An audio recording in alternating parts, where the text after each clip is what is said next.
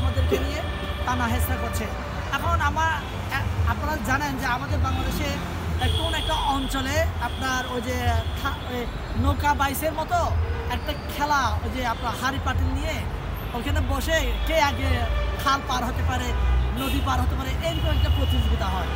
এই প্রতিযোগিতার ছবি নিয়ে ভারতের রিপাবলিক বাংলা যেভাবে আপনার প্রমাণটা চলেছে, এরা নাকি আপনার খাল পার হচ্ছে ওদের দেশ দখল করার জন্য। ভাই, আমরা এত মূর্খ না যে আপনাদের দেশ দখল করার জন্য ওই আপনার হাড়ি পাতিলের উপরে বসে আপনাকে খাল পার হতে হবে।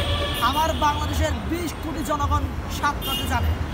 ওদেরকে যদি আপনি বঙ্গোপসাগরে ফেলে আসেন না, ওরা সাঁতরাতে আপনার স্থলে চলে আসবে। এরকম দক্ষ আমার বাংলাদেশের নাগরিকরা। কিন্তু আপনি বলছেন ওই হাড়ি পাতিলের উপরে প্রতিযোগিতার ছবি দেখে বলছেন আমার দেশের নাগরিকরা আপনাদের দেশ দখলের জন্য যাচ্ছে। না, ভুল ভাই, ভুল মেসেজ দিচ্ছেন আপনি ভাই, আসলে পাগল হয়ে গেছেন।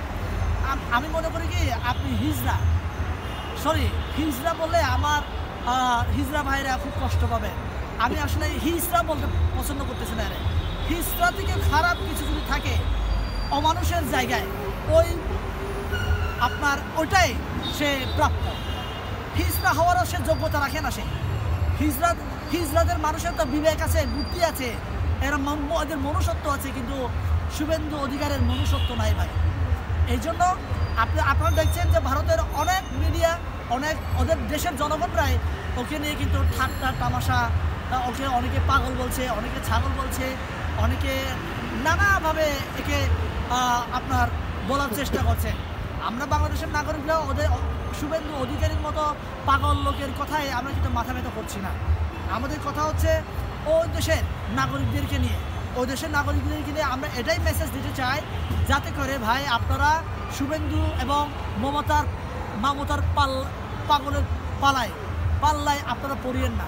যদি তাদের পাল্লায় পড়েন তাহলে আপনাদের দেশ কিন্তু ছিন্ন বিচ্ছিন্ন হয়ে যাবে, আপনাদের দেশ কিন্তু আর দেশ থাকবে না। মারমান নিয়ে কোশ্চেন হবে।